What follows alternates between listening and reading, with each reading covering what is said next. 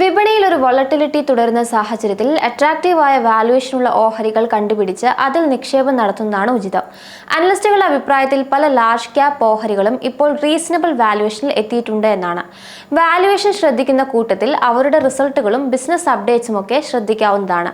കാരണം കമ്പനികളുടെ ബിസിനസ് എത്രത്തോളം വളർന്നു എന്നും ഭാവിയിൽ എത്രത്തോളം സാധ്യതയുണ്ട് എന്നതിനെ കുറിച്ചുമുള്ള സൂചനയാണ് ഈ അപ്ഡേറ്റ്സിൽ നിന്നും ലഭിക്കുന്നത്. പ്രത്യേകിച്ച് റിസൾട്ടുകൾ പ്രഖ്യാപിച്ച ശേഷം മാനേജ്മെന്റ് അവതരിപ്പിക്കുന്ന ഏർണിംഗ്സ് കോൾസ്, അവരുടെ ഗൈഡൻസ് എന്നിവയിൽ നിന്നും നമുക്കിത് മനസ്സിലാകുന്നതാണ്.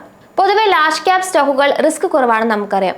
പക്ഷേ ഓൾറെഡി ഗ്രോത്ത് കൈവരിച്ച ഇത്തരം കമ്പനികളേക്കാൾ വളർച്ചാ സാധ്യത കൂടുതലുള്ളത് സ്മോൾ മിഡ് ക്യാപ് കമ്പനികൾക്കാണ്. അതുകൊണ്ട് തന്നെ റിസ്ക്കും കൂടുതലാണ്.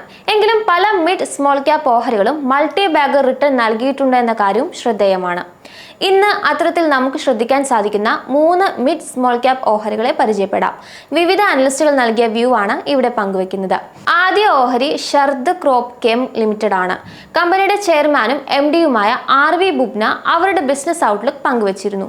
മൂന്നാം പാദഫലങ്ങൾ വന്നതിന് പിന്നാലെ റവന്യൂ ഗൈഡൻസ് ഉയർത്തിയിട്ടുണ്ട് എന്നതാണ് അതിൽ പ്രധാനം. ഡബിൾ ഡിജിറ്റ് റവന്യൂ ഗ്രോത്ത് കൈവരിക്കാൻ സാധിക്കുമെന്നതിൽ മാനേജ്മെന്റ് കോൺഫിഡന്റ് ആണ്. 15 മുതൽ 20% വരുമാന വളർച്ച കൈവരിക്കുമെന്നാണ് ആദ്യം പറഞ്ഞിരുന്നത്. എന്നാൽ ഈ സാമ്പത്തിക വർഷത്തിൽ 26% വളർച്ച രേഖപ്പെടുത്താൻ സാധിക്കുമെന്നാണ് ഇപ്പോൾ പറയുന്നത്. പുതിയ വിപണികളിലേക്ക് എക്സ്പാൻഷൻ നടത്താൻ സാധിച്ചത് അനുകൂലമാകുമെന്നതാണ് ഇതിന് കാരണം. നിലവിൽ വില സ്റ്റേബിളായി തുടരുന്നുണ്ട്. എന്നാൽ ഇവിടെ വിലക്കയറ്റം പ്രതിസന്ധി ഉയർത്തിയേക്കുമെന്നും അദ്ദേഹം ഓർമ്മിപ്പിക്കുന്നു. കൂടാതെ യൂറോപ്യൻ മാർക്കറ്റിൽ ഡബിൾ ഡിജിറ്റ് ഗ്രോത്ത് ഉണ്ടാകുമെന്നാണ് കണക്കാക്കുന്നത്. മാർജിൻ മെച്ചപ്പെട്ടു എന്നും അറിയിച്ചിട്ടുണ്ട്. ഇതെല്ലാം കണക്കിലെടുത്ത് ബ്രോക്കറേജായ ആനന്ദ് റാത്തി ഓഹരിക്ക് ബൈ ശുപാർശ നൽകുന്നുണ്ട്. 730 രൂപയിലേക്ക് ഓഹരി എത്തുമെന്നാണ് അനലിസ്റ്റുകൾ വിലയിരുത്തുന്നത്. നിലവിൽ ഓഹരി 540 രൂപ റേഞ്ചിലാണ് വ്യാപാരം ചെയ്യുന്നത്. അടുത്തത് കരൂർ വൈശ്യ ബാങ്ക് ആണ്. ബാങ്ക് മികച്ച പാദഫലങ്ങൾ പുറത്തുവിട്ടിരുന്നു. മാത്രമല്ല ബാങ്കിന് ശക്തമായ ഫണ്ടമെന്റൽസ് ആണ് ഉള്ളത് എന്ന് കോട്ടക് സെക്യൂരിറ്റീസിലെ അനലിസ്റ്റുകൾ വിലയിരുത്തുന്നു. ROE 17% തുടരുന്നുണ്ട്. ബാങ്കിന്റെ നെറ്റ് പ്രോഫിറ്റ് 21% വളർച്ചയാണ് വാർഷികാടിസ്ഥാനത്തിൽ രേഖപ്പെടുത്തിയിരിക്കുന്നത്. NIM സ്റ്റേബിൾ ആയി തുടരുന്നുണ്ട്. ക്രെഡിറ്റ് കോസ്റ്റ്, സ്ലിപ്പേജ് എന്നിവ ഇംപ്രൂവ് ആയി വരുന്നുണ്ട്. കോട്ടക് സെക്യൂരിറ്റീസ് ഓഹരിക്ക് ബൈ ശുപാർശ നൽകുന്നുണ്ട്. MK ഗ്ലോബലും റിസൾട്ട് വന്നതിന് പിന്നാലെ ബൈ ശുപാർശ നൽകിയിരുന്നു. 325 രൂപയാണ് ടാർഗറ്റ് വിലയായി നൽകുന്നത്. ടെക്സ്റ്റൈൽ സെക്ടറിലുള്ള അരവിന്ദാണ് മറ്റൊരു ഓഹരി. കമ്പനിയുടെ മൂന്നാം പാദ ഫലങ്ങളും മികച്ചതായിരുന്നു. ടെക്സ്റ്റൈൽ ബിസിനസ്സിൽ എല്ലാ വിഭാഗത്തിലും വോളിയത്തിൽ ഒരു മുന്നേറ്റം രേഖപ്പെടുത്താൻ കമ്പനിക്ക് സാധിച്ചു. വരുമാനം 10.6% വാർഷികാടിസ്ഥാനത്തിൽ വർദ്ധിച്ചിട്ടുണ്ട്.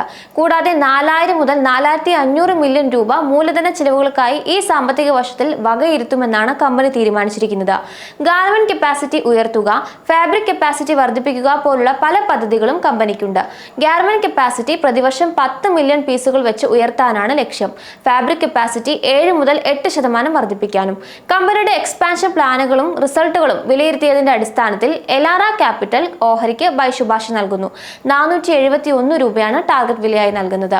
നിലവിൽ ഓഹരി 325 രൂപ റേഞ്ചിലാണ് വ്യാപാരം ചെയ്യുന്നത്. ഈ ഓഹരികളുടെ വിപണിയിലെ പ്രകടനം നോക്കാം. ഷർദ ക്രോപ്പ് ഓഹരികൾ 886.6 രൂപയിലേക്ക് കുതിച്ചിരുന്നു. അവിടുന്ന് ഓഹരിയിൽ പ്രോഫിറ്റ് ബുക്കിംഗ് നേരിട്ടിട്ടുണ്ട്. ജനുവരി, ഫെബ്രുവരി മാസങ്ങളിൽ നെഗറ്റീവ് റിട്ടേൺ ആണ് ഓഹരിയിൽ ഉണ്ടായിരിക്കുന്നത്. മാർച്ചിൽ ഇതുവരെ 9% മുന്നേറിയിട്ടുണ്ട്. കരൂർ വൈശ്യ ഓഹരികൾ 246 രൂപ വരെ എത്തിയിട്ടുണ്ട്. ഡിസംബറിൽ തന്നെയാണ് ഓഹരി 52 ആഴ്ചയിൽ ഉയർന്ന നിലയിലെത്തുന്നത്. ഫെബ്രുവരിയിൽ 15% ഇടിഞ്ഞ ഓഹരി ഈ മാസവും 5% നെഗറ്റീവ് റിട്ടേൺ ആണ് നൽകിയിരിക്കുന്നത്. 450 രൂപയാണ് അരവിന്ദ് ഓഹരികൾ ടച്ച് ചെയ്തിരിക്കുന്ന 52 ആഴ്ചയിലെ ഉയർന്ന നിലവാരം. പിന്നീടുള്ള 3 മാസങ്ങളിലും ഓഹരി ഇടിവിലാണ് വ്യാപാരം ചെയ്തിരിക്കുന്നത്. മാർച്ചിൽ ഇതുവരെ 5% നെഗറ്റീവ് റിട്ടേൺ ആണ് നൽകിയിരിക്കുന്നത്. ഡിസംബറിൽ അതിന്റെ പീക്കിലെത്തിയ 3 ഓഹരികളും ഇപ്പോൾ കറക്ഷൻ മോഡിലാണെന്ന് മനസ്സിലായി. എന്നാൽ ഇതിൽ മാറ്റമുണ്ടാകുമെന്ന് തന്നെയാണ് അനലിസ്റ്റുകൾ വിലയിരുത്തുന്നത്.